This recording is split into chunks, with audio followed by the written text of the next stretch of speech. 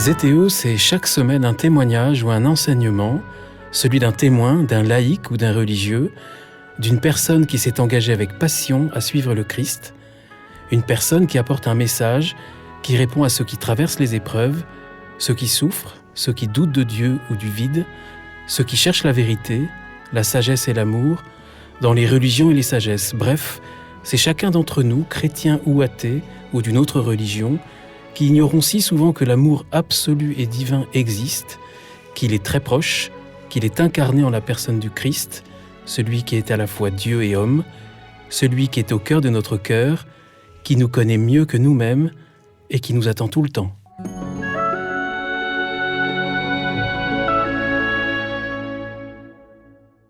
Bonjour chers auditeurs de Zétéo, bienvenue pour un nouvel épisode. Je suis Guillaume Devoux et vous retrouve aujourd'hui, une nouvelle fois, au cœur de la Vendée, un an après ma première rencontre avec celui que vous avez été si nombreux à écouter, que vous êtes nombreux à connaître, à suivre, à lire pour la puissance, la liberté, la force de sa vision philosophique, théologique et spirituelle. Jean-Yves Leloup, bonjour. Bonjour Guillaume. Jean-Yves Leloup, merci de me recevoir à nouveau chez vous. Dans ce que vous aviez révélé l'an dernier, c'était une demeure de Templiers ici. Il y a une tour qui appartenait aux Templiers, mais avant, il y avait encore des ermites. C'est une très vieille maison. Une vieille maison. Qui date de... Alors là, le bâtiment dans lequel on est en ce moment, c'est du XIe siècle. Du XIe siècle.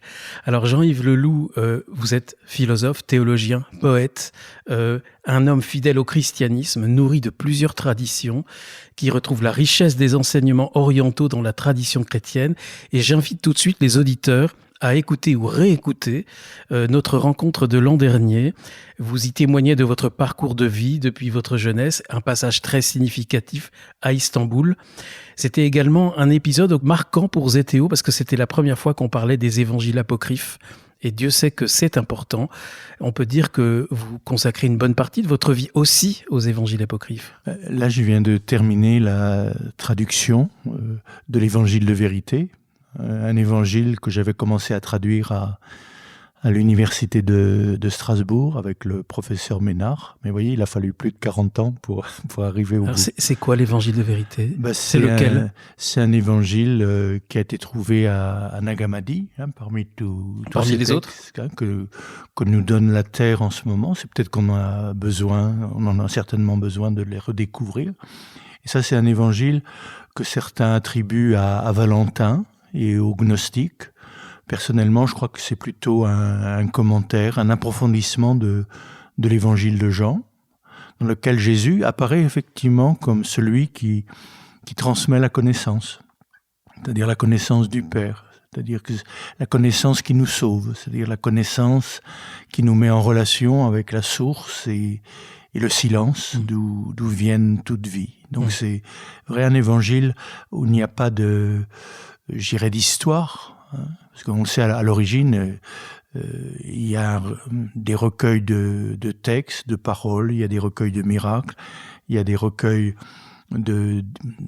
où on raconte un certain nombre d'événements de la vie de Yeshua, de Jésus, et après les évangélistes les mettent ensemble en scène. Là, il s'agit d'un évangile qui est simplement un témoignage de la vérité, l'aletheia, ce qui nous fait sortir du sommeil, de la léthargie, et qui nous révèle la lumière du Fils qui est en chacun de nous, parce que c'est vraiment une parole de Jésus importante. Là où je suis, je veux que vous soyez aussi. C'est-à-dire là où je suis, là où est l'être qui nous fait être, là où est l'être en relation avec la source de tout ce qui existe. Le désir du Christ, c'est pas de faire de nous des chrétiens, mais de faire de nous, on pourrait dire, d'autres Christ, c'est-à-dire d'autres fils. Ce que dit saint Paul, il est l'aîné d'une multitude de frères. C'est-à-dire chacun de nous a une façon unique d'être fils et fille de Dieu, c'est-à-dire d'incarner l'amour, la vie, la conscience, comme lui-même l'a incarné en son temps. Et je crois que cet évangile est intéressant pour beaucoup d'hommes et de femmes qui aujourd'hui cherchent un petit peu à connaître qui est Jésus et quelle est surtout la conscience, l'esprit dans lequel il vit. Parce que là où je suis, c'est dans quelle conscience je suis. Et là aussi, Je vous demande d'y être dans la conscience et bien sûr dans l'amour du Christ. Alors de la conscience, on va en parler, mais là vous me donnez vraiment envie d'une prochaine émission avec vous. On en reparlera alors de cet évangile. Si vous le voulez. Avec joie. Il y avait aussi l'évangile de Philippe dont j'ai beaucoup envie de parler avec vous parce que je l'ai découvert après, je ne l'avais pas découvert l'an dernier. Et justement, ces évangiles apocryphes, juste encore un petit détour si vous le voulez bien, Jean-Yves Leloup. Est-ce que vous pensez qu'il y a une chance qu'ils soient mieux accueillis par les institutions, par les églises ? Mais regardez tout le chemin qui a été fait il n'y a pas très longtemps dans la Pléiade, le volume de la Pléiade, il y a évangile canonique et apocryphe. C'est-à-dire qu'ils sont publiés ensemble. Ça, c'est vraiment nouveau, parce que d'habitude, il y a les évangiles canoniques et les évangiles dits apocryphes. Donc, les évangiles qui ne sont pas utiles, on pourrait dire, a priori à l'institution, étaient complètement mis à part et réservés à des universitaires, à des chercheurs, puisque ça vient d'être découvert. Et chacun de ces chercheurs, avec son présupposé anthropologique ou religieux, qui fait qu'il donne une interprétation particulière de ces textes.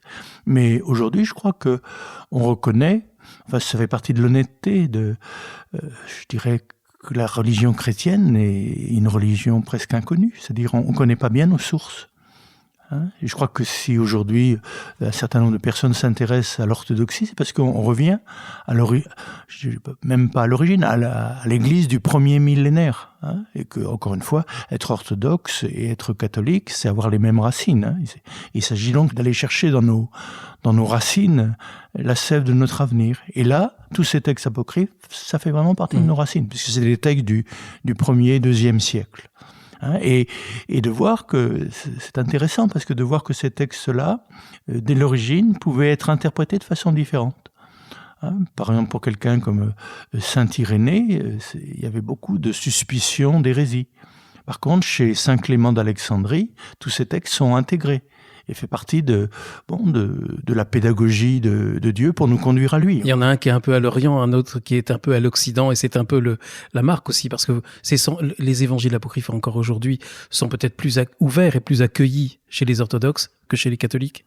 Sans doute. Enfin, c'est pas toujours sûr. Mais je vois, par exemple, vous savez, les récits de la crèche, les grands-parents de Jésus, tout ça, ce sont des apocryphes. C'est le protévangile de Jacques. C'est pas dans les 4 évangiles canoniques. Et c'est bien rentré dans l'iconographie, si vous voulez, de la tradition orthodoxe et qu'on retrouve avec saint François d'Assise et les autres, qu'on retrouve aussi de façon imagée dans la tradition catholique. Donc, en fait, est-ce que vous êtes confiant dans le fait qu'un jour, on nous enseignera qu'il n'y a pas 4 évangiles, mais qu'il y en a plus? Alors, il y a évidemment ces 4 évangiles synoptiques ont beaucoup d'importance et la garderont, et je sais que vous y êtes très attaché, mais on élargira ce spectre de la connaissance des évangiles? Je crois que plus on est enraciné, plus on est ouvert.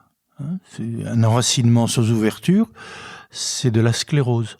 Mais une ouverture sans enracinement, c'est n'importe quoi. Et là, on a la chance d'avoir 20 siècles d'enracinement dans les 4 évangiles, donc c'est vraiment une base solide, mais ça demeure ouvert à l'histoire. Et là, on découvre effectivement tous ces textes. Alors, il y en a, effectivement, on se rend compte que Jésus, c'est comme un diamant. On ne peut pas voir toutes les facettes à la fois. Et d'ailleurs, ce que voit Matthieu de Jésus, c'est très différent de ce que voit Jean ou Luc ou Marc. Matthieu a plutôt tendance à voir en Jésus un rabbin, et c'est là qu'on trouve tous ces textes. Il vous a été dit, moi je vous dis. C'est vraiment des discussions entre rabbins. Dans l'évangile de Marc, il y a beaucoup plus de miracles. Jésus apparaît comme un thaumaturge. Et si on le suit, c'est pas pour son enseignement, c'est pour les guérisons qu'il opère, les exorcismes qu'il opère. Donc là, on est dans le climat de l'évangile de Marc. On voit que ça s'adresse peut-être pas aux mêmes personnes. Dans l'évangile de Luc, là, on est davantage on pourrait dire un évangile de la diaspora, et toutes les paraboles de la miséricorde, et que l'évangile n'est pas fait seulement pour le peuple juif et pour les rabbins et pour les malades, mais il est fait pour tous tous les peuples. Donc il y a tous ces belles paraboles de l'enfant prodigue, de la drachme perdue, enfin qu'on ne trouve que chez Luc. Puis chez Saint Jean, là on est davantage dans la contemplation. Dès les premiers mots du prologue, on entre dans la vision de celui qui est tourné vers le Père, le Logos, qui informe toute chose. Je crois que vous l'aimez bien celui-là. Ah bah je l'aime bien. Oui. Oui.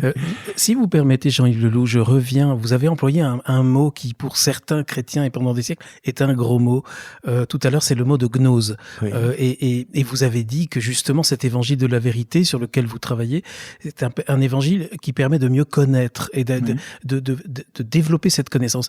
C'est lié à la gnose. La gnose est une connaissance, mais c'est vraiment un mot qui fait peur. Et pendant des siècles, on a préféré la rencontre physique, quasiment via les sacrements, à Dieu, plutôt qu'une rencontre intellectuelle. Oui, mais justement, la gnose, c'est pas intellectuel. Et souvenez-vous que Jésus dit à Pilate, je suis venu dans le monde pour rendre témoignage à la vérité, pour faire connaître la vérité. On en a fait quelque chose d'intellectuel, parce que on a fait de la gnose une affaire d'initiés et de connaisseurs, ou de connaissants plutôt. Non, regardez les paroles de Jésus dans Saint Jean. La vie éternelle, c'est qu'ils te connaissent. Et là, c'est bien la gnosis, qu'ils te connaissent, toi, le seul vrai Dieu est celui qui t'a envoyé, Jésus-Christ. Donc la vie éternelle, c'est une connaissance, c'est une participation. Et là, dans les évangiles, on dira aussi malheur, je dirais, aux légistes, aux hommes de la loi, qui ont caché les clés de la connaissance. Ils ne sont pas entrés eux-mêmes et ils empêchent les autres d'y entrer. Donc, ceci étant dit, l'importance de la connaissance Mais pas purement intellectuelle. Alors, c'est pas une connaissance intellectuelle. Vous seriez d'accord avec le mot de Claudel, de connaître, naître avec ? Oui, bien sûr. Connaître, c'est Saint Thomas d'Aquin en parle très bien. Il y a une connaissance par connaturalité. C'est-à-dire, on devient ce que l'on aime, on devient ce que l'on connaît. Ça, c'est une connaissance par participation. Ça, c'est la gnosis. C'est une connaissance existentielle. Mais il y a une connaissance rationnelle. Il y a une connaissance scientifique, il y a une connaissance sensorielle, il y a une connaissance affective. Quand on parle aujourd'hui des lumières, ça peut être un petit peu énervant parfois, parce qu'on parle sans cesse des lumières. Mais de quelle lumière on parle ? On parle que des lumières de la raison. Et c'est une petite lumière, la lumière de la raison. Il y a la lumière de l'intuition, il y a la lumière du cœur, il y a la lumière de la révélation. Si on parle des lumières, parlons de toutes les lumières. Et donc, quand on parle de la gnose, c'est justement, ce n'est pas seulement la lumière de la raison. Mais ce qu'il y a surtout, ce qui fait peur quand on parle de la gnose, c'est qu'on confond gnose et gnosticisme. La gnose, donc là, quand on lit les évangiles, surtout l'évangile de Jean, on retrouve ce mot presque à toutes les pages. Mais le gnosticisme, c'est ce que saint Paul ou saint Irénée appellera la fausse gnose. À la fois la gnose qui enfle, alors que la vraie gnose rend humble, puisqu'on voit que Dieu est infini, que l'être humain est fini, mais que cet être humain fini peut s'ouvrir à l'infini. Il faut tenir les deux en même temps. Mais la fausse gnose, c'est donc celle qui enfle, c'est celle de la prétention, le prétendu supposé savoir. Et ça, c'est la connaissance rationnelle, scientifique, qui prétend que ce qu'elle perçoit du réel, c'est tout le réel. C'est toute la différence qu'il y a entre un scientifique et un scientiste. Le scientiste dit que ce que ces instruments de perception perçoivent du réel, c'est la réalité. Un scientifique sait bien que ce que ces instruments de perception perçoivent, c'est pas la réalité. C'est la vérité, mais non pas toute. C'est absolument passionnant. J'espère qu'on y reviendra parce que c'est vraiment important, parce qu'il y a eu beaucoup de fritures sur cette ligne-là pendant des siècles avec les églises et avec les catholiques. Vous parlez des Lumières, c'était pareil. La raison, la science et la gnose. Malheureusement, on en reparlera. Oui, mais parce qu'il faut bien remettre les choses à leur place. Et le gnosticisme, c'est vrai. Là, on est dans la fausse gnose, c'est celle qui divise la chair et l'esprit, et qui fera dire que le monde matériel est mauvais, que le corps, la matière, tout ça, c'est mauvais. Alors que la vraie gnose, au contraire, puisque c'est le temple de l'esprit, c'est le lieu où la connaissance doit avoir lieu, où l'union avec Dieu doit avoir lieu. Je suis sûr qu'on y reviendra. Jean-Yves Leloup, l'année dernière, en fin d'épisode, on s'était longuement penché sur l'évangile de Marie, c'est-à-dire l'évangile de Marie-Madeleine. et sur la relation entre Jésus et Marie-Madeleine. Et on s'était quitté sur votre développement au sujet de la sexualité transfigurée. Et je m'étais dit, il faut qu'on y revienne. Donc, si vous voulez bien, c'est un petit peu le sujet que j'aimerais aborder avec vous aujourd'hui. Et justement, ça tombe bien parce que votre dernier livre en parle. Il ne parle pas que de cet aspect-là, mais il en parle quand même beaucoup. Dans quel corps vivons-nous? Vous l'avez publié en fin d'année 2023, je crois. Et nous allons voir qu'il y a dans ce livre des clés, sans doute un petit peu pour tout. Pourquoi justement posez-vous cette question? Vous avez d'ailleurs donné quelques éléments de réponse au début de cette émission. Dans quel corps vivons-nous? Mais parce que c'est la question de base, puisque tout ce qu'on sait, c'est à travers un corps limité, mortel. Mais qu'est-ce que c'est qu'un corps?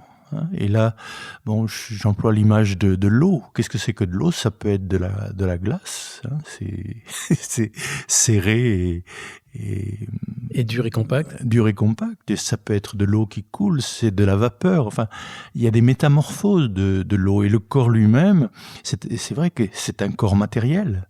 Mais qu'est-ce que c'est que la matière? C'est de l'énergie. On en parle davantage. Donc il y a un corps énergétique, on pourrait parler. Et qu'est-ce que c'est que l'énergie? C'est de l'information. On parle beaucoup d'informations au sens génétique du terme. Enfin, les choses n'existent que parce qu'elles sont informées. Un corps sans âme, un corps sans information, c'est plus un corps, c'est un cadavre. Donc dès qu'on parle de corps, l'âme est présente, l'information est présente, et l'énergie est présente. Mais qu'est-ce que c'est que l'information? Là, il s'agit de descendre encore, c'est de la conscience. Exactement, oui. Parce que, et d'ailleurs, vous le dites dans le livre, on ne peut pas connaître le corps. En revanche, on peut faire l'expérience de la conscience. Et vous dites d'ailleurs, c'est très beau, c'est le but de tout exercice contemplatif. Et il y a différents états de conscience dans le corps. Vous en citez 12. 12, oui, 12. 12 climats comme... Oui, 12. J'aime bien le mot climat parce que c'est pas trop facile à enfermer. Hein, climat. Puis c'est d'actualité avec tous les problèmes de climat. En plus. Et puis il y a quelques épisodes, c'était une joie de recevoir Véronica De Micoli, alors c'est une toute petite parenthèse, qui interprète une pièce que vous avez écrite, Le Testament de Marie de Magdala. Et justement, il y a 7 climats. Vous avez créé 7 climats qui ont été rajoutés dans la pièce, hein, je crois pas, Véronica. Non, c'est Véronique a pris des textes que je lui avais donnés. Mais j'ai retrouvé les climats. Là, il y en avait 7. Dans l'évangile. Et là, c'est plus les climats intérieurs que l'on a à traverser. Tandis que là, il s'agit aussi des différents corps, de je suis. Je suis, il est ce qu'il est, la conscience est une, mais elle prend différents corps, différentes formes, qu'il ne faut pas opposer et qu'il ne faut pas mélanger. Comme aussi quand on parle de l'amour, on parle de l'éros, on parle de la philia, de l'agapé. Il s'agit bien de les différencier, mais pas de les opposer, pas de les mélanger. Et là, c'est l'image de l'arc-en-ciel. Moi, j'aime bien les arcs-en-ciel. À 12 couleurs, là. Alors, 12 couleurs. Là. Donc, c'est pour ça qu'il y a 12 corps. Mais c'est un seul corps. Mais ça a 12 nuances. Et que la plupart du temps, bien, on ne vit pas dans toutes ces dimensions de notre corps et on ne rencontre pas l'autre dans toutes ces dimensions de son corps. Dans un couple, ça serait intéressant de voir il y a combien de corps qui se rencontrent. Et il en faut combien qui se rencontrent pour que ça dure plus longtemps. J'ai lu à peu près 3-4 au minimum, non? J'ai lu dans le livre. Oui, au moins. Oui, ça à partir de 4, on peut vivre ensemble. On peut cheminer. Alors, justement, vous proposez, dans ce livre qui est passionnant, Jean-Yves Leloup, dans Quel corps vivons-nous, vous proposez une odyssée de la conscience dans le corps.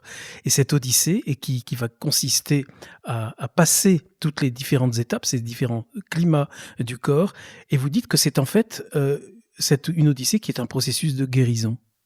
Oui, parce que ça c'est un thème qu'on avait déjà évoqué. Tout ce qui n'est pas assumé, intégré, n'est pas sauvé, n'est pas transformé.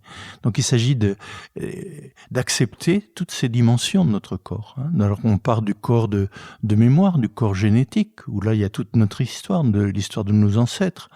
Et quand deux personnes se rencontrent, c'est pas simplement de corps actuellement, c'est aussi de tribus, de pays, de civilisations quelquefois qui se rencontrent. Et ça peut s'harmoniser ou ça peut être difficile.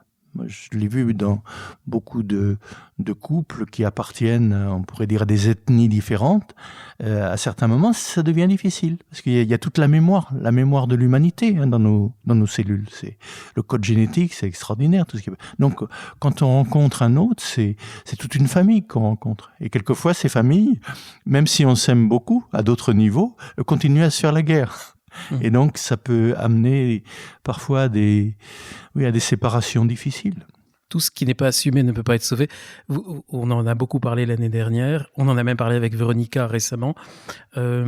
Pourquoi, en fait ? Pourquoi est-ce qu'il faut que tout soit assumé pour être sauvé ?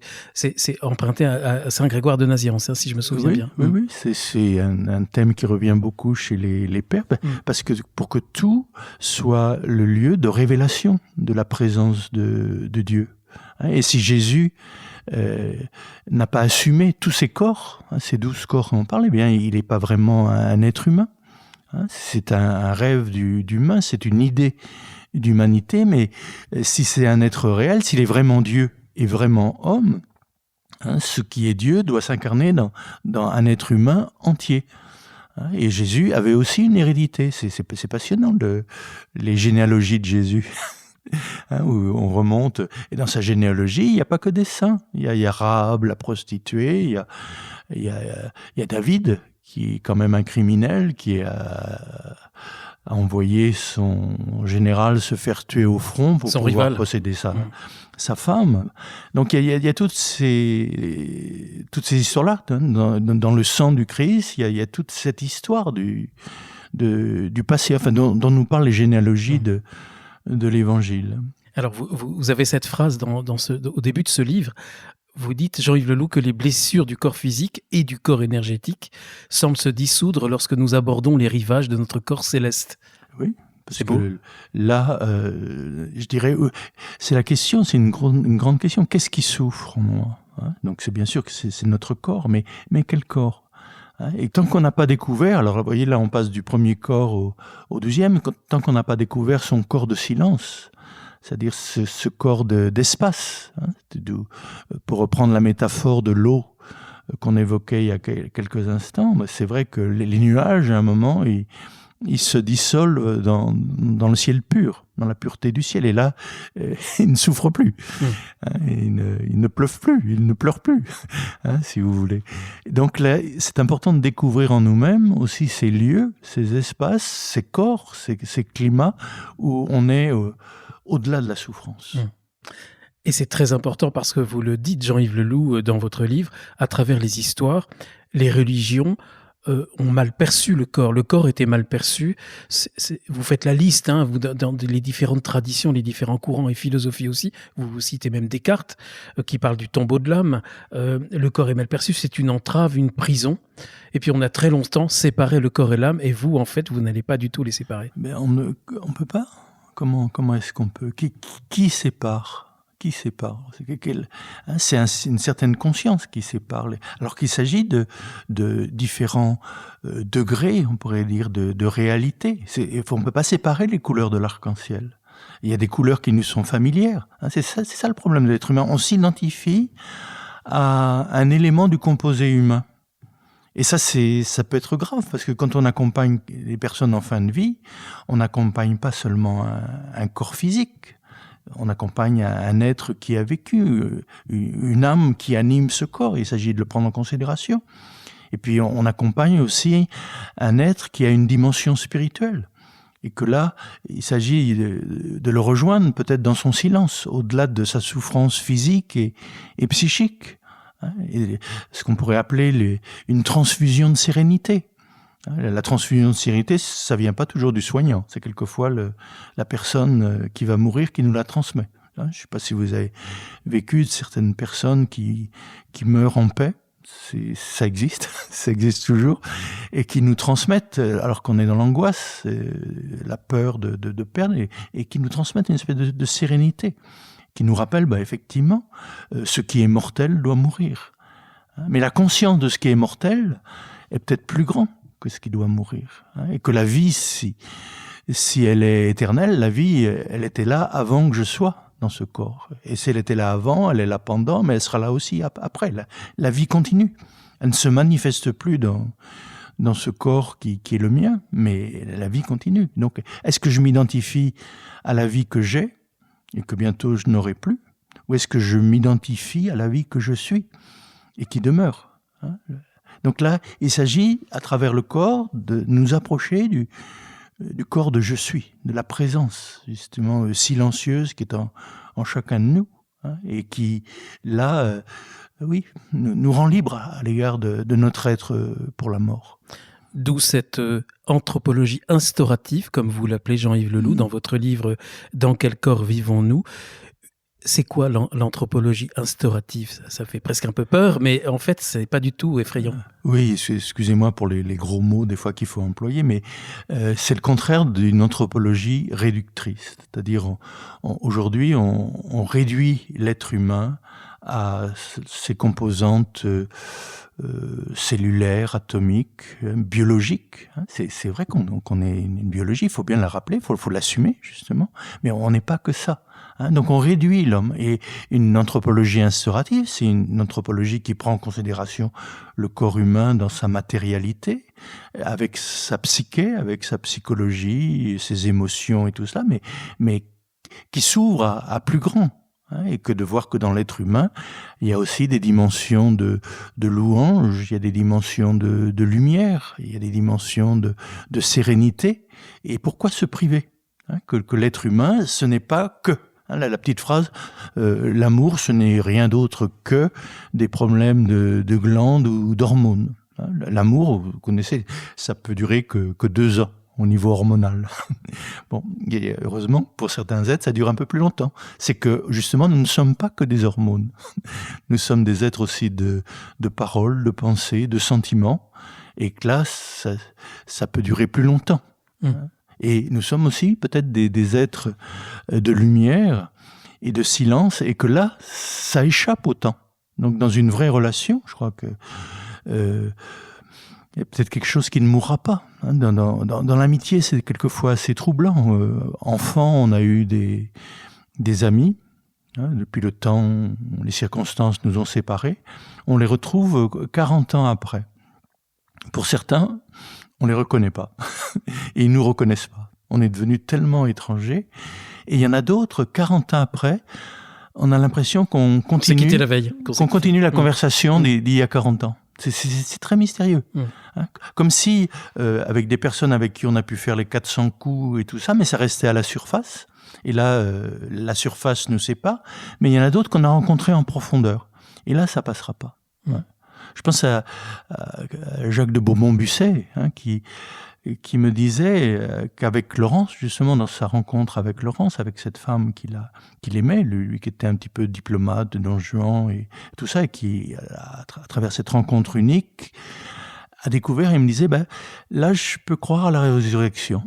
J'y croyais pas, mais avec elle, j'ai touché quelque chose qui ne peut pas mourir. Quelque chose qui n'est pas de l'espace et du temps. Et ça, c'est au-delà de la mort. Ce qui fait que, quand on sera séparés par la mort, quelque part, on est toujours ensemble. Et ça, il l'a aussi, après la mort de Laurence, il a témoigné effectivement de cette proximité qui demeure, au-delà de la mort du corps physique. C'est ce qui montre bien qu'il y a plus profond que le corps physique. Je ne sais pas pourquoi, mais en vous écoutant, j'ai aussi pensé à Christian Bobin, qui est tellement présent pour tellement de personnes depuis sa mort. Oui. Alors, Jean-Yves Leloup, cette anthropologie instaurative, qui est donc l'objet de ce livre, Dans quel corps vivons-nous ? Elle vous permet de distinguer différents niveaux de réalité, donc différents corps, 12 climats. On n'a pas le temps peut-être de parler des 12 climats et des 12 corps au cours de cette émission. J'invite, comme d'habitude, selon la formule consacrée, les auditeurs à se transformer en lecteurs, et c'est passionnant. Moi, si vous me permettez, j'aimerais m'attarder sur le 3e de ces corps, et il y en a d'autres d'ailleurs. C'est un petit peu pour revenir à notre sujet de l'année dernière et de cette sexualité transfigurée, c'est le corps de pulsion. C'est peut-être celui qui nous permet de nous relier au sujet de la sexualité transfigurée, justement, ce 3e corps de pulsion. Comment pouvez-vous résumer ce qu'est pour vous la sexualité transfigurée, celle qui peut être vécue entre Jésus et Marie-Madeleine, par exemple? même si vous ne niez pas qu'il peut, vous ne rejetiez pas l'idée l'année dernière, je m'en souviens, qu'il y ait pu y avoir une sexualité tout court. Oui, parce que de la même façon qu'il y a différents niveaux d'amour, j'ai écrit dans le commentaire de l'épître de Jean, mais aussi dans d'autres livres, cette échelle de l'amour, où on part de l'amour pornéia, qui est pas toujours ce à quoi on pense, mais c'est l'amour du bébé pour sa maman. C'est-à-dire, il la mange. Il en fait un objet de consommation. Et ce qui est charmant chez un petit bébé, c'est plus dégoûtant chez un vieil homme où on fait de l'autre un objet. L'autre, on en a besoin. Je te mangerai. On a besoin. Puis il y a l'amour potos, il y a l'amour passion. Et là, c'est l'autre nous appartient. Là aussi, on le consomme, mais on se l'approprie. Donc et c'est toujours la même énergie qu'il s'agit de travailler, de raffiner. Il faut toute une vie pour apprendre à aimer. Et donc on part d'un amour besoin avant de passer à un amour appétit, avant de découvrir un amour désir et avant de parvenir à cet amour agapé. Donc la sexualité transfigurée, c'est ce moment où déjà, le corps entre dans l'amitié. C'est-à-dire que c'est un corps qui a un cœur. C'est un corps qui a un cœur. Je pense, oui, il faut toujours se poser la question, est-ce que mon corps a un cœur? C'est-à-dire qu'effectivement, on ne touche pas quelqu'un de la même façon quand on a le cœur sur la main, comme on dit. Magnifique expression, merci. Magnifique. Quand on touche quelqu'un avec le cœur sur la main, on ne le touche pas comme si on avait des griffes pour le posséder, comme une proie. Donc là, le corps qui est habité par le cœur, par le sentiment. On ne parle pas encore de transcendance ou du Saint-Esprit, mais simplement un corps qui a un cœur, un corps qui a aussi des émotions, de pouvoir pleurer avec quelqu'un, se réjouir, rire avec quelqu'un, c'est merveilleux aussi, de partager tout cela. Donc cette sexualité, elle va être transformée, avant de parler de transfigurée, par toutes ces qualités à la fois émotionnelles, affectives. C'est ce que vous allez appeler en fait une sexualité sans péché? Oui, alors justement, quand je parle de la sexualité du Christ, on dit bien il s'est fait chair, il a tout pris de l'homme, sauf le péché. J'aime beaucoup cette expression, c'est-à-dire le péché, c'est le manque d'amour. C'est-à-dire que Jésus n'a jamais manqué d'amour. Et physiquement, il n'a jamais manqué d'amour. C'est-à-dire que toutes ces relations, qui étaient des contacts, parce qu'il se laissait toucher, comme il s'est laissé toucher par Marie-Madeleine, par la femme qui avait des écoulements de sang, comme il s'est laissé toucher par Judas, donc il était bien dans un corps réel, mais il n'a jamais été sans amour. Et je me dis, si nous, dans nos relations intimes, parce que c'est ça, je dirais, c'est l'amour qui purifie. Et ce que nous révèle le Christ, c'est qu'il n'y a rien de bon et il n'y a rien de mauvais. Mais c'est notre façon de faire les choses qui les rendent bonnes et qui les rendent mauvaises. Et tout ce qu'on fait sans amour, c'est non seulement du temps perdu, mais c'est pas bon. Et tout ce qu'on fait avec amour, on y introduit de la beauté et de la bonté. Ce qui est passionnant dans votre livre, c'est que Jean-Yves Leloup, vous révélez, ça je l'ignorais complètement. Alors évidemment, on en avait parlé l'année dernière, que ce sont les évangiles de Marie et de Philippe aussi qui révèlent une partie de cette intimité et de cette sexualité du Christ. Des évangiles qui ont été interdits par des hiérarques qui croyaient dans le Christ mais qui ne voulaient pas reconnaître la nature humaine du Christ, uniquement la nature divine. C'est très intéressant. Oui, c'est ce qu'on appelle le monophysisme. Qui est le contraire de l'arianisme en quelque sorte. Oui, que le contraire de l'arianisme, puisque dans l'arianisme, c'est l'humanité de Jésus qui est reconnue et qui reçoit l'esprit. Tandis que dans le monophysisme, que vous retrouvez ça chez Cyril d'Alexandrie, un certain nombre d'autres pères, où on insiste beaucoup sur la divinité du Christ. Mais le Christ est tellement divin qu'il fait semblant. Et on ne veut pas admettre son humanité, en fait. Oui, qu'il fait semblant d'être un homme, et qu'il fait semblant de souffrir. Et qu'il fait semblant d'avoir des amitiés et des relations profondes et intimes avec ses disciples, et particulièrement avec Marie-Madeleine. Donc là, je dirais, ce qui est oublié, c'est sa dimension charnelle, qu'il est vraiment homme, Comme aujourd'hui, le problème, c'est que on n'a pas trop de difficulté à reconnaître l'humanité du Christ, enfin, je crois, dans certains courants de Christologie, mais on a plus de mal à reconnaître sa divinité. Hein. Et pour moi, enfin, j'espère en gardant la foi orthodoxe, pour moi, si le Christ n'a pas été vraiment homme, il sait pas ce que c'est que l'homme, il sait pas ce que c'est que souffrir, il sait pas ce que c'est qu'aimer, il sait pas ce que c'est aimer humainement, je veux dire. Hein. Donc pleurer, et c'est pour ça que c'est important qu'il ait pleuré son ami Lazare, hein, qu'à certains moments il est troublé. Hein, c'est ce que nous disent les textes. Donc il est vraiment humain, parce qu'autrement il sait pas ce que c'est.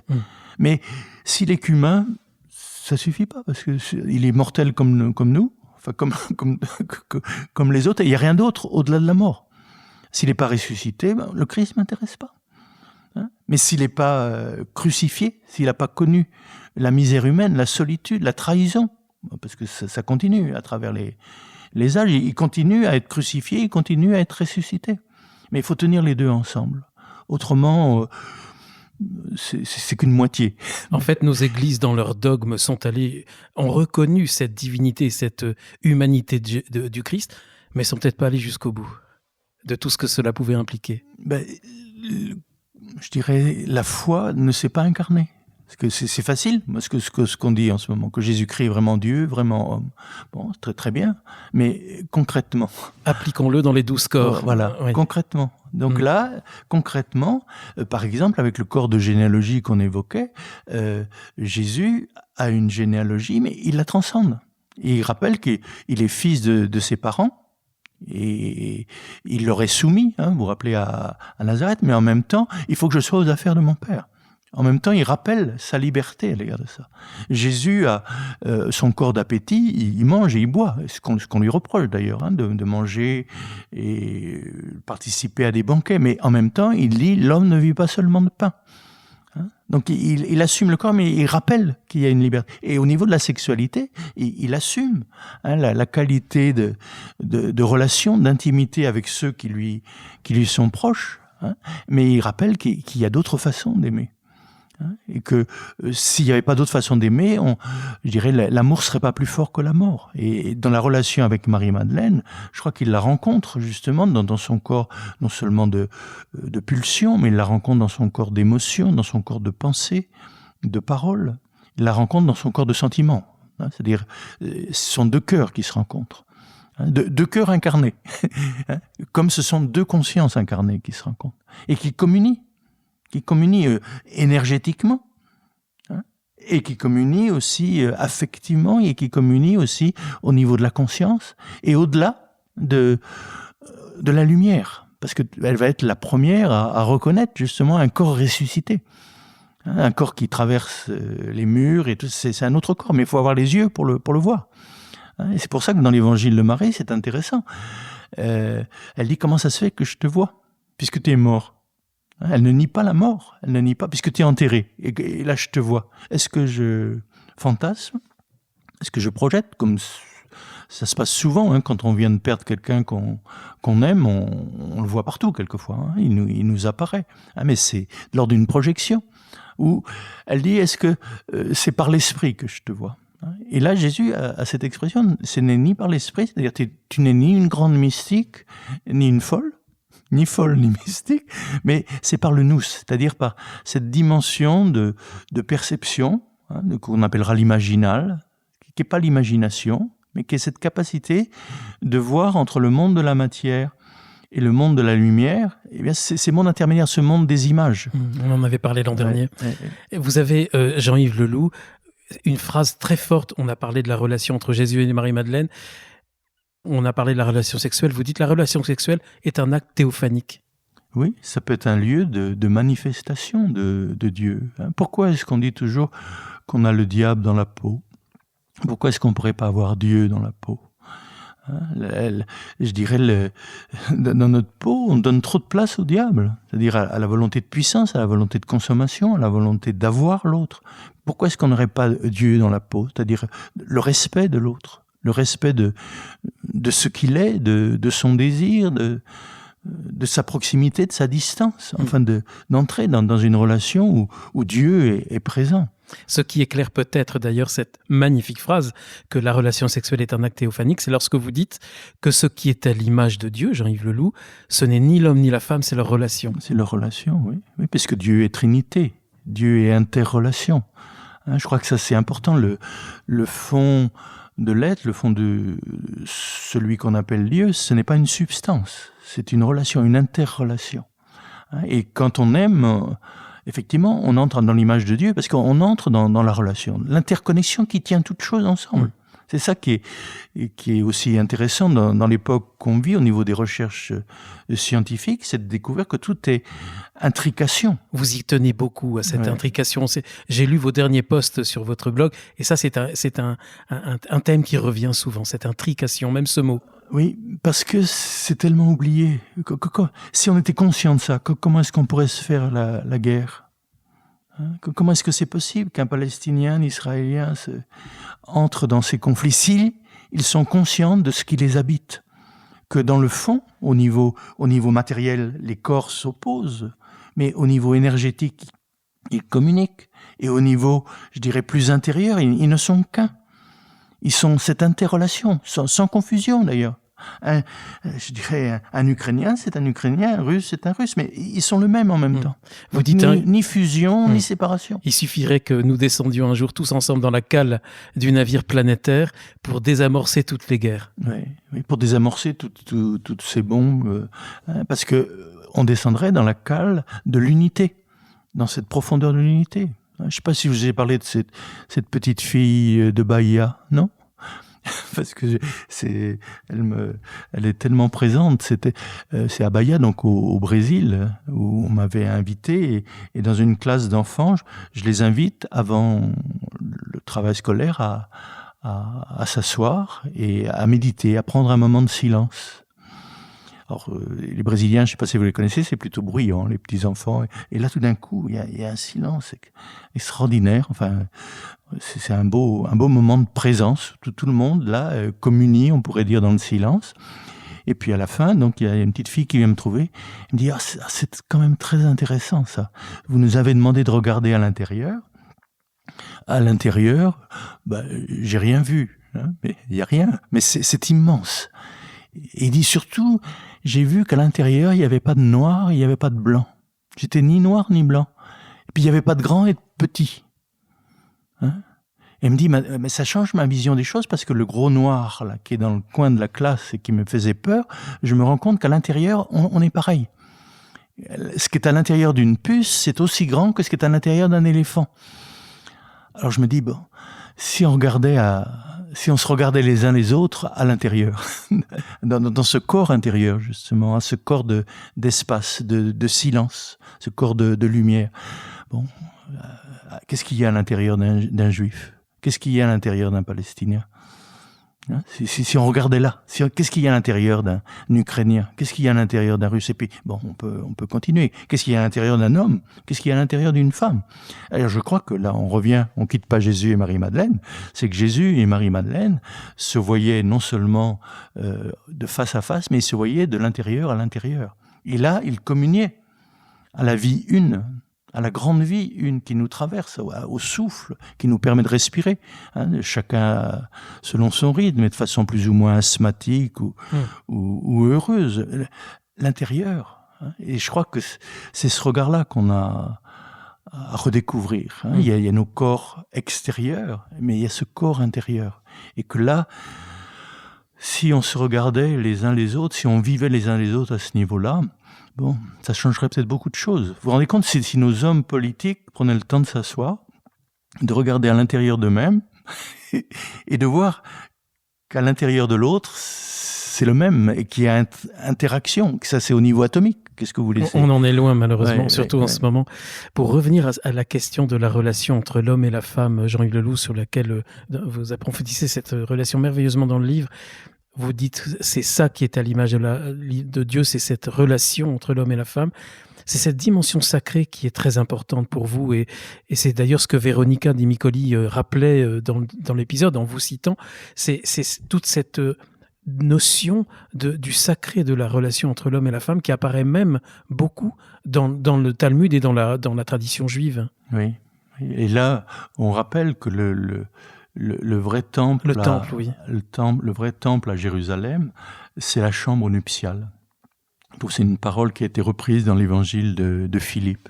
C'est quand même très fort, c'est-à-dire que le lieu où Dieu est présent, ce n'est plus un temple religieux, c'est un temple, je dirais, du quotidien, là où deux êtres s'aiment, sont capables de s'aimer, de se respecter, et Dieu est présent là. C'est-à-dire qu'il est présent dans la relation, effectivement, de l'homme et de la femme, la relation de l'être humain avec les autres êtres humains. C'est cette qualité de relation qu'il s'agit de transfigurer, c'est-à-dire d'appeler l'Esprit Saint. Est-ce que cette transfiguration consiste à passer de l'éros à l'agapé ou ça inclut les deux?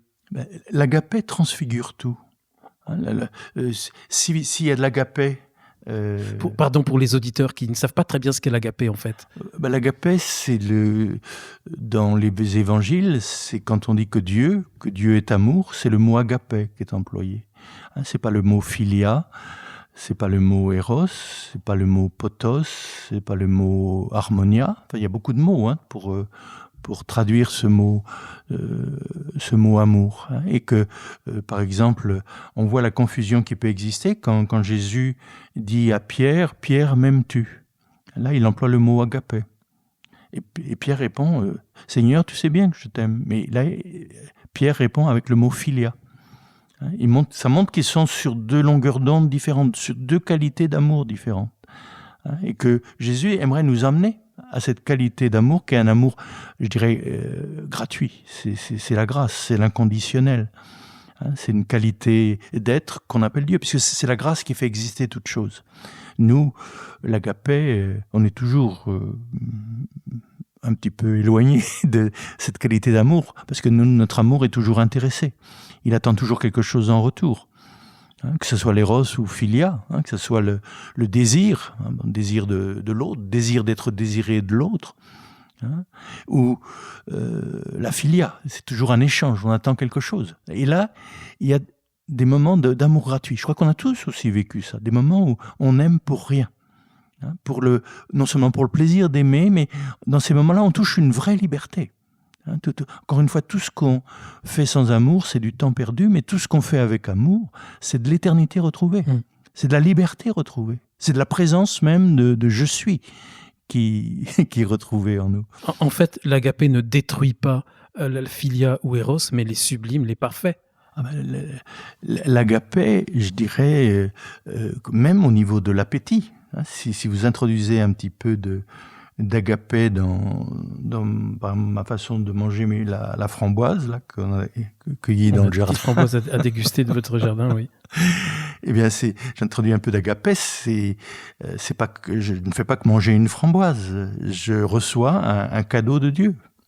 C'est-à-dire tout peut être perçu comme de l'être jeté là, pour employer la terminologie des existentialistes, l'humain, c'est de l'être jeté là, et là, on dira que c'est de l'être donné là. C'est-à-dire que quand on est dans l'agapé, on reçoit toute chose comme un présent, comme un don. Le mot présent, là, prend le sens, pas simplement d'une présentation, mais d'une donation. On assume tout, on prend tout. Oui, et avec action de grâce. C'est la gratitude. Je crois que c'est une des grandes clés pour apprendre à reconnaître les choses dans leur qualité de don et de gratuité. Alors, Jean-Yves Leloup, on a parlé du corps de pulsion. On ne peut pas parler des 12 corps, on n'aurait pas le temps, mais il y en a un qui m'a aussi beaucoup intéressé, c'est le corps de songe, que vous évoquez dans votre livre. Vous vous penchez sur ce corps de songe, et qui est donc le songe, l'imaginaire, et vous parlez dans ce passage du rôle de l'icône. Et c'est en fait, l'icône, c'est un Dieu qui, demeurant inaccessible et transcendant, se révèle dans la chair, la matière, et il devient immanent et proche à travers l'art. Oui, l'art, c'est important, c'est comme un ange, ça nous est transmis. Et là, il s'agit de mettre en relation l'icône et l'idole. Vous savez, une idole, c'est ce qui nous remplit. les yeux. C'est ce qui nous bouche les yeux. On ne voit pas au-delà de la forme. Et là, un être humain peut devenir une idole. Donc on est toujours dans notre sujet. Est-ce que Jésus, pour Marie-Madeleine, c'était une idole? Est-ce qu'elle faisait de Jésus un Dieu? Ou est-ce qu'elle faisait de Jésus une icône? C'est-à-dire l'image du Père. Et ça, c'est les paroles de Jésus. Quand il dit « Celui qui croit en moi, ce n'est pas en moi qu'il croit, mais en celui qui m'a envoyé. » Donc Jésus se considère non pas comme une idole, c'est-à-dire ne me retiens pas, ne me ramène pas dans le connu, ne m'enferme pas dans ce que tu peux connaître moi, parce que tu fais de moi, à ce moment-là, une idole, un gourou, oui, enfin quelqu'un avec lequel on cherche à se remplir. L'icône, c'est comme une fenêtre. Et une fenêtre, je dirais, c'est fait pour regarder à travers. Et le Christ, il s'agit de regarder le Père à travers lui, de regarder la source dont il est le témoin, dont il rend témoignage de sa vérité. C'est ce qu'il dit à Pilate. Je suis venu dans le monde que pour rendre témoignage à cette vérité, à cette présence du Père, mon Père et votre Père. Ça, c'est la parole à Marie-Madeleine. Va annoncer à mes frères que je monte vers mon Père et votre Père, mon Dieu et votre Dieu. C'est-à-dire que nous avons la même source, nous avons la même origine, le même principe, vous et moi. Et là où je suis, dans cette relation, dans cette intimité, vous pouvez y être aussi, dans cette conscience-là, dans cet amour-là, vous pouvez aussi y être. Et bon, là c'est un amour plus léger. Alors, il y a une phrase qui est très belle. Vous dites « L'hypostase est le secret de l'icône et de sa vénération ». L'hypostase, ça peut paraître un peu compliqué, mais pourtant, je pense que c'est très important d'expliquer ce que cela signifie. Il y a la représentation, c'est-à-dire on ne se prosterne pas devant une image, mais on se prosterne devant la présence signifiée par cette image. Par exemple, une icône du Christ, je crois qu'elle est connue de beaucoup de personnes, l'icône du Sinaï, où on représente le Christ avec un œil doux et un œil sévère. Ça lui fait une drôle de tête, mais justement, c'est pas un portrait. C'est pas un portrait, c'est pas une idole, une image de Jésus, c'est une icône. C'est donc quelque chose de symbolique pour symboliser justement qu'en lui, ce que Jésus incarne, c'est à la fois la tendresse et la rigueur, la vérité et la miséricorde. Nous, on peut pas concevoir ça. Donc, soit on est dans la rigueur et on manque un peu de douceur et de tendresse, soit on est très gentil, mais alors ça manque un peu de structure et là, on essaye de représenter quelqu'un qui incarne la synthèse.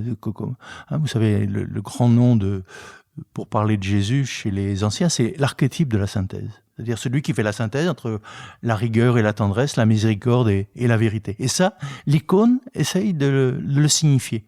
Donc l'hypostase, c'est cette présence, cette réalité qui est derrière ces images symboliques. De la même façon aussi, souvent sur les icônes, le cou de Jésus est comme un cou de taureau. Ça semble très large. Tout ça pour rappeler qu'à travers lui, c'est l'Esprit Saint, c'est son souffle qui nous est communiqué. Je souris en vous écoutant, Jérémy Leloup, parce que j'ai parfois le sentiment de vous poser des questions très compliquées, mais je trouve que vos réponses sont magnifiques. Donc, heureusement que vous avez les réponses à mes questions parfois compliquées, mais qui pour moi sont importantes parce que je pense qu'elles peuvent éclairer. Vous avez aussi cette phrase, Jérémy Leloup, ce qui est à l'image de Dieu en nous, ce qui fait de nous une icône, c'est notre ipséité, notre personne, c'est-à-dire notre capacité de relation interne avec nos différentes composantes. On retrouve ici cette question de relation. On parlait tout à l'heure de la relation entre l'homme et la femme, qui est ce qui est à l'image de Dieu. Et tout est dans la relation et dans le terme relation. Oui. Et là, le gros mot que j'ai employé, c'était le mot ipséité. Oui, je suis allé voir dans le dictionnaire. Et c'est encore une fois une chose très simple, c'est le fait d'être je. Il n'y a pas d'autre je que je. Il n'y a pas d'autre moi que moi. Il n'y a pas d'autre je suis que je suis. Ce que je suis est unique. Mais ça veut dire aussi que toi, tu es unique. Toi, tu es unique. C'est pour ça que la relation, l'interrelation, c'est vraiment la rencontre de deux unicités, de deux sujets. Et c'est pas de la bouillie. Quand on dit qu'il s'agit de devenir un, il ne s'agit pas de faire de la bouillie, du mélange, mais chacun garde son identité, son visage.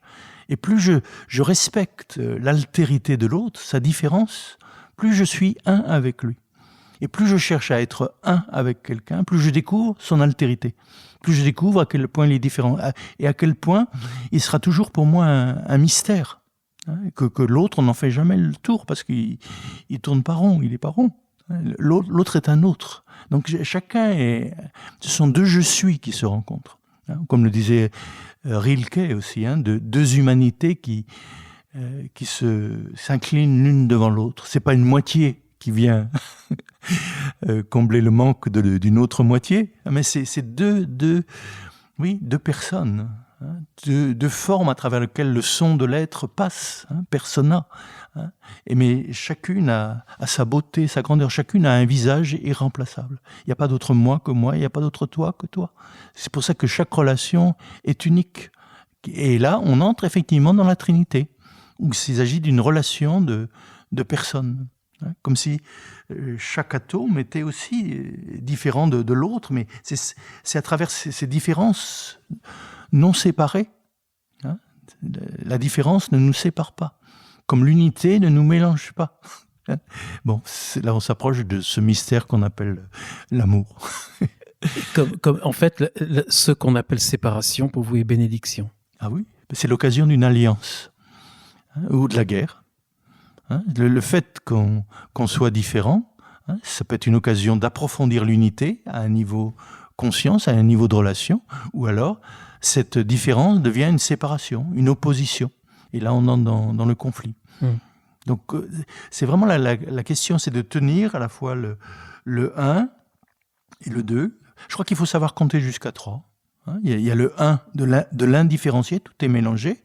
On se différencie, comme l'enfant se différencie de sa mère. Et là, les deux, à certains moments, c'est difficile d'être deux, parce que l'un veut dominer sur l'autre, ou l'autre revenir à l'un. Alors qu'il ne s'agit pas de revenir à l'un, il s'agit de passer au 3. Et le 3, c'est l'unité différenciée. C'est-à-dire chacun est lui-même au cœur d'une relation où on est un en même temps. Cette odyssée que vous proposez dans votre livre, Jean-Yves Leloup, permet effectivement au corps, vous le dites, de devenir présent. Je vous cite, la conscience prend corps pour que le corps prenne aussi conscience et devienne présence. Et juste après, vous avez ce développement, Dieu se fait homme pour que l'homme devienne Dieu. Pourquoi ce rapprochement ? Parce que c'est la grande tradition de l'Église. Et là, ce que je suis en train de dire, que la conscience prend corps, c'est une traduction de « logos se fait chair ». Logos, sarx et geneto, c'est-à-dire le logos, l'information créatrice, la conscience créatrice, elle entre dans un corps. Mais pourquoi ? Pour que ce corps devienne lui-même conscience, pour retourner. Donc il y a cette descente qu'on pourrait appeler la kénosis, la descente de la lumière dans la matière, la descente de la conscience dans le corps, mais pour que cette matière retourne à la lumière, pour que ce corps, je dirais, soit imbibé, habité par la conscience, et habité par l'amour d'où il vient. Mais à travers l'expérience. On vient de l'infini et on retourne à l'infini en faisant l'expérience de la finitude. Et là, si on veut entrer dans des exercices très concrets, il s'agit simplement d'être attentif à sa respiration. L'inspire, d'où est-ce qu'il vient, notre inspire ? Notre inspire, il vient de l'infini, ou il vient de la lumière, ou il vient du silence. Il vient du silence. Et puis, où va notre expire ? Il retourne au silence. Il retourne à la lumière, il retourne à l'inconnu, à l'infini. Mais il y a ce moment entre deux infinis où nous prenons conscience d'où nous venons et où nous allons. Et là, on revient à l'évangile de vérité, parce que se connaître soi-même, c'est de savoir d'où on vient et où on va. Et Jésus nous dit qu'il vient du Père et qu'il retourne au Père. C'est-à-dire, il vient de l'inconnu et il retourne à l'inconnu. Il vient de l'infini et il retourne à l'infini. Et donc là, je dirais, se connaître soi-même, c'est se connaître dans ce mouvement de la vie qui nous est donnée et de la vie qui retourne vers sa grande source. C'est parfois presque vertigineux, en fait, de prendre conscience de tout cela. En vous lisant, j'ai eu tout d'un coup cette question qui a affleuré en mon esprit, Jean-Yves Leloup. Je vous la pose, elle est peut-être un peu bizarre, mais est-ce que Dieu est-il hors de l'homme ? Ou est-ce que Dieu peut être sans l'homme ? Dieu et l'homme, à un certain moment, le Père et moi, nous sommes un. La source et le fleuve, c'est bien la même eau. La source, le mouvement du fleuve et le fleuve, ça fait un. Parce qu'on peut très bien imaginer, on pouvait imaginer Dieu sans l'homme, pas l'homme sans Dieu, mais peut-être qu'on peut peut-être pas non plus penser Dieu sans l'homme. Tout ça, comme vous dites, sont des pensées. On pense Dieu avec l'homme, on pense l'homme sans Dieu. C'est un des 12 corps, la pensée. Voilà, il y a la réalité. Et en ce moment, qu'est-ce que vous voulez ? Notre vie, elle est reliée à la source de la vie. Autrement, on ne serait pas là. En ce moment, le Père et moi, nous sommes un. Le Père et nous, nous sommes un. L'origine et sa manifestation sont un. On ne peut plus les opposer. Et l'expérience qu'on appelle de l'éveil ou du salut, de l'ouverture du cœur, c'est ce moment où justement on découvre qu'on n'a jamais été séparé de Dieu. On ne peut pas. On n'a jamais été séparé de la vie. Tant qu'on est vivant, on n'est pas séparé de la vie. C'est pas possible. Tant qu'on est conscient, on n'est pas séparé de la conscience. La conscience mère et la conscience dans laquelle je trouve en ce moment, c'est une seule et même conscience. L'amour qui me fait exister et l'amour que je peux partager, eh bien, il n'y a pas. C'est une même source. Le Père et moi, nous sommes un. Ça, c'est la grande parole de Jésus. Et là où je suis, je veux que vous soyez aussi. Là où je suis dans cette conscience de l'unité, de la non-dualité avec la source de l'être, si vous pouviez, vous aussi, si vous écoutez mon enseignement, mes paroles, vous aussi, vous allez peut-être connaître cette conscience de l'unité, et c'est l'expérience de la paix. Et c'est ce qui ressemble le plus à Dieu en nous, bien sûr c'est l'amour, mais c'est la paix. Quelque part en nous, on est en paix, parce que quelque part en nous, on est un avec la source de l'être. Alors, Jean-Yves Leloup, cette odyssée que vous nous proposez, avec cette traversée de 12 étapes, 12 climats, au bout de ces 12 étapes, 12 climats, il y a un autre passage, c'est quand deux corps se rencontrent. C'est un bel aboutissement, en quelque sorte. Oui, parce que, je dirais... On y revient toujours ? Oui, on y revient, c'est-à-dire quand on rencontre un autre corps, c'est son corps de mémoire, c'est son hérédité que l'on rencontre, ce sont ses pulsions, ce sont ses appétits qu'on rencontre. Et c'est difficile, quelquefois, d'être à la même table que quelqu'un. Ou au contraire, parce qu'il y en a un qui est carnivore et l'autre végétarien, donc est-ce qu'on peut partager mais il y a des personnes, la table est vraiment le lieu de la rencontre. Pour d'autres, c'est la sexualité. Pour d'autres, c'est les émotions. Partager une œuvre d'art ou certaines expériences. Pour d'autres, c'est vraiment la rencontre de deux corps qui ont un cœur, comme on l'a évoqué. Et puis pour d'autres, la rencontre, ça peut être au niveau de la louange. Et pour moi, si on parle de l'Église, c'est la rencontre de corps qui célèbrent ensemble.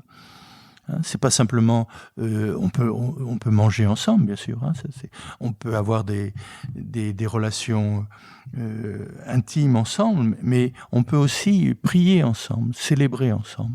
Ça, c'est précieux dans un couple aussi, quand on peut prier ou méditer ensemble, partager son corps, son corps de louange et son corps de lumière, c'est-à-dire être bien. Et le signe, je crois qu'il y a un grand amour entre deux personnes, c'est quand elles sont capables de se taire ensemble, mais d'être bien. Il y a le mauvais silence, de la non-communication. Et là, c'est un silence lourd, comme le disait Monterland. Pourquoi les morts sont-ils si lourds ? Et il disait, ils sont lourds de toutes les paroles qu'ils n'ont pas pu dire. C'est bien vu, ça. Parce qu'on est lourd de choses refoulées, de paroles non dites. Mais il y a aussi un beau silence. Il y a aussi où on s'est tout dit, on s'est tout avoué. Maintenant, on peut se taire ensemble. Et là, il y a une qualité de communion. Quelquefois, entre deux êtres, il y a des silences magnifiques. Vous avez un très beau passage sur les rencontres entre deux corps de lumière. Vous dites que c'est en fait partager la plus haute fréquence de la matière, se voir l'un l'autre transfiguré. Et vous parlez d'une expérience vécue par Séraphin de Sarov. Oui. Ça, c'est dans la tradition de l'Église orientale. C'est vrai, on insiste beaucoup plus sur la transfiguration que sur le renoncement.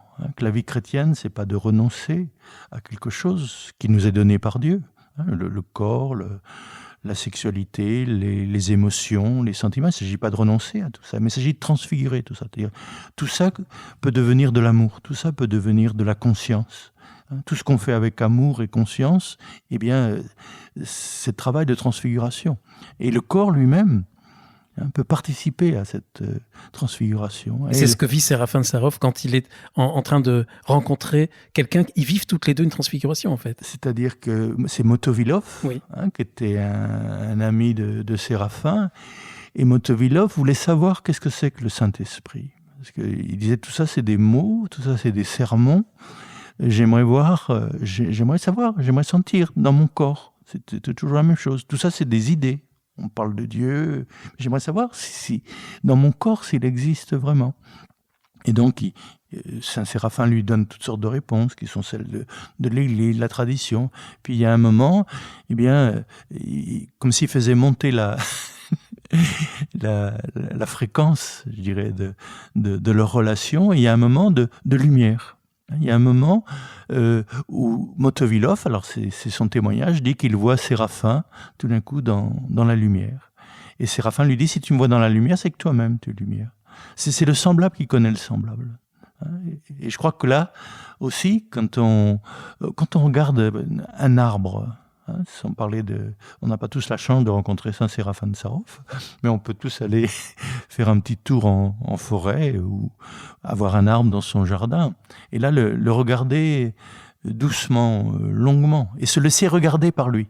Et il y a un moment, l'arbre disparaît. Il devient de la lumière. C'est-à-dire qu'à ce moment-là, la matière révèle, je dirais, sa dimension de lumière, que tout est lumière et que toute matérialité et une certaine vitesse de cette lumière. Et que ça, on peut le vérifier, je dirais, dans notre corps. Mais il s'agit de se mettre en état de totale réceptivité. On dira, au niveau de la pratique dans la tradition hésicace, que dans notre mental, qu'il y ait moins de pensée, mais davantage de lumière. Et quand la pensée s'arrête, la conscience est là, la conscience pure est là. Donc c'est important de calmer son mental. Et à ce moment-là, on voit les choses dans la lumière, sans jugement. Ça, c'est la grande chose. Il y a le silence du mental, il y a le silence des organes. Vous savez, l'OMS dit que la santé, c'est le silence des organes. Donc c'est une détente au niveau de tous nos organes. Belle expression. Et puis, il y a le silence du cœur. Alors le silence du cœur, c'est le non-jugement. Et toute la journée, on n'arrête pas de se juger les uns les autres, de dire ça c'est bien, ça c'est mal, ça c'est ceci, ça c'est cela. Si, il y avait le silence dans le cœur. À ce moment-là, on voit les êtres dans leur lumière. Et ce moment de transfiguration, c'est quand le mental, le cœur et le corps lui-même, tout est silencieux. Et à ce moment-là, dans ce silence, le logos se fait chair. Dans votre livre, vous parlez du corps de Jésus, le corps de Yeshua. Vous dites, Jean-Yves Leloup, c'est un corps saturé de vie, de conscience et d'amour. Oui. Ça veut dire quoi ? Ça veut dire que tout ce qu'il fait, tout ce qu'il pense, tout ce qu'il dit, tout ce qu'il vit est habité par la grande vie. Le vivant de toutes les vies est habité par une conscience pure, sans, justement, au-delà de tout jugement, et habité par un amour sans limite. C'est-à-dire que il n'y a pas de péché en lui. Il n'y a que de la lumière, de la vie et de l'amour. Et il ne fait rien sans aimer. En sachant que ce qu'il fait, c'est dur. Parce que aimer ses ennemis, c'est pas naturel. Et que ses bourreaux, sa souffrance est bien réelle. Mais ça ne l'empêche pas d'aimer. Il affirme sa liberté. Et que là, c'est pour nous un enseignement terriblement exigeant. C'est-à-dire que tout ce qui nous arrive peuvent être des occasions de conscience et d'amour. Ce sont des occasions de transfiguration et le mot qui est employé dans la tradition de divinisation, la théosis. C'est ça en fait que vous proposez dans votre livre, en fait, Jean-Yves Leloup, c'est comment saturer tous nos organes, comment que tous nos membres soient saturés de conscience et d'amour pour qu'ils deviennent le corps de Dieu incarné. Oui. C'est ça le programme. Le corps du Christ, oui. C'est à ça qu'on est appelé, c'est pour ça qu'on est né. On n'est pas né pour mourir, on est né pour naître. On est né pour naître de nouveau, pour naître d'en haut, pour naître de l'esprit, c'est-à-dire naître avec une qualité de vie plus haute et moins mortelle, une qualité d'amour, une qualité de conscience qui nous rapproche de l'être de Dieu. D'où cette parole de saint Paul que vous citez, ce n'est plus moi qui vis, c'est le Christ qui vit en moi. Oui, ça c'est ce qu'on peut se souhaiter les uns aux autres. Pour achever cette rencontre, Jean-Yves Leloup, si vous le voulez bien, quelques mots sur la beauté. Vous parlez de la beauté en fin d'ouvrage. La beauté du corps, vous dites, c'est la vie invisible qui apparaît en lui. Vous parlez de la beauté du corps, d'un visage, d'un regard. C'est l'apparition à travers le visible de cette vie, de cette conscience, cet amour qui demeure invisible. Oui, je crois que là, on est dans la grande tradition de ce qu'on appelle la philokalie. Le christianisme n'est pas seulement une philosophie, un amour de la sagesse, mais c'est un amour de la beauté, de kalos, en sachant que ce kalos n'est pas séparé du bon et du vrai.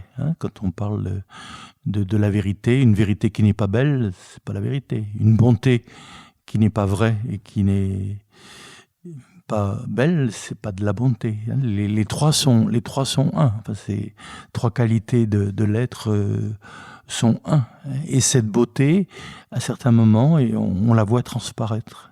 C'est bouleversant. Je crois que la beauté sauvera le monde, comme le dit Dostoïevski, parce que dans la beauté, nos yeux s'ouvrent, le cœur s'ouvre, s'agrandit. Vous me direz, mais il y a tellement de laideur, d'horreur aujourd'hui. Oui, mais il faut se souvenir qu'on devient ce qu'on aime.